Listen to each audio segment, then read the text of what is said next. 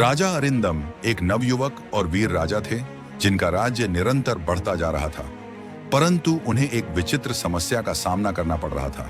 एक रहस्यमयी स्त्री जिसका रूप बहुत ही आकर्षक था, अपने सम्मोहन से लोगों पर अपना प्रभाव डाल रही थी। उसने न केवल इस राज्य बल्कि आसपास के अन्य राज्यों में भी अपना जादू चलाया हुआ था।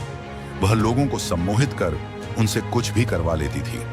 राज्य में चोरी, लूट और हत्याएं आम हो चुकी थी, परंतु उस स्त्री का अब तक कोई ठिकाना नहीं था और न ही कोई उसके बारे में पूरी जानकारी दे पा रहा था। राज्य में यह चर्चा थी कि वह स्त्री आखिर में राजा को ही अपना शिकार बनाएगी, क्योंकि उसकी योजना राजा को सम्मोहित कर राज्य की रानी बनने की थी। इसीलिए राजा की सुरक्षा बढ़ा दी गई। एक दिन एक युवक अपनी बहन के साथ राजमहल आया। दोनों की हालत बहुत खराब थी। युवक अपनी बहन के माथे पर हाथ रखे हुए था। युवती घायल थी और जन्म से ही बोल नहीं पाती थी। राजमहल में प्रवेश से पहले ही सैनिकों ने उन्हें द्वार पर रोक दिया। राजा ने दूर से यह दृश्य देखा और उन्हें तुरंत राजमहल के चिकित्सा केंद्र में भेजने का आदेश दिया।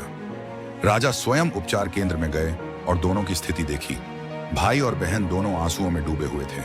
रोते हुए भाई ने कहा, मैंने अपनी बहन के विवाह के लिए बड़ी मुश्किल से सोने के आभूषण बनवाए थे, परंतु उस सम्मोहिनी ने हमें सम्मोहित कर सभी आभूषण ले लिए।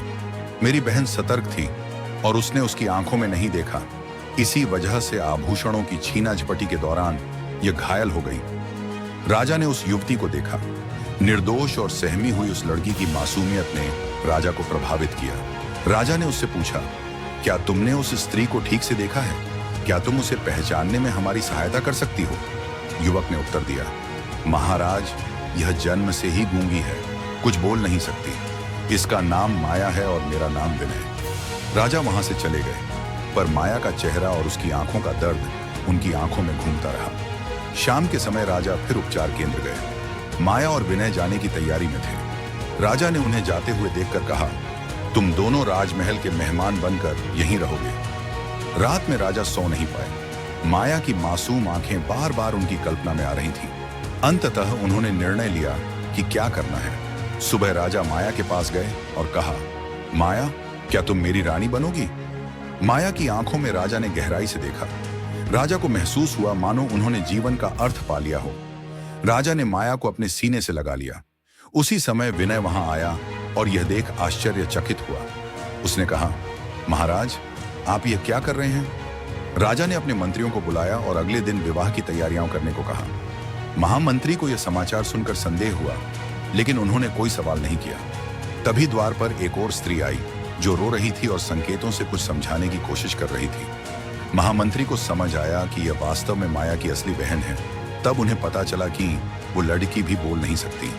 वो इशारों में कुछ समझाना चाह रही थी। थोड़ी देर बाद समझ आया कि उसका भाई सम्मोहिनी के वश में है, ऐसा ये कहना चाह रही है। महामंत्री को अब शक होने लगा। उसे पता चल गया था कि यह उसकी असली बहन है और राजा भी अब उस सम्मोहिनी के वश में। राजा एक पल के लिए भी उसका हाथ वो छोड़कर नहीं पा रहा था। सम्मोहिनी भी राजा को इस हालत में देख बहुत खुश हो रही थी।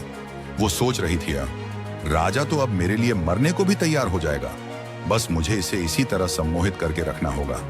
महामंत्री को लग गया कि राजा को अब इस स्त्री के चुंगल से छुड़ाना होगा।